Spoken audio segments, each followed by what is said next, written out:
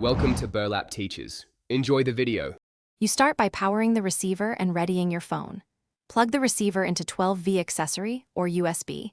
You want stable power so audio won't cut out. Once the LED indicates standby or pairing mode, open Bluetooth on your phone and keep it on the pairing screen. Make sure media volume is low to avoid loud pops when connected. This step ensures the hardware and phone are synchronized, which prevents repeated disconnects later and speeds pairing. Once the receiver is in pairing mode, you select it from your phone's Bluetooth list and accept any prompts. This establishes the link for audio and control.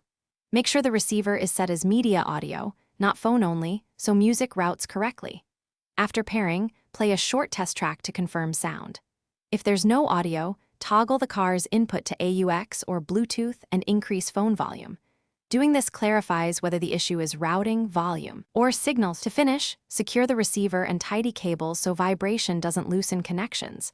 Placement away from metal and excessive heat reduces interference and extends life.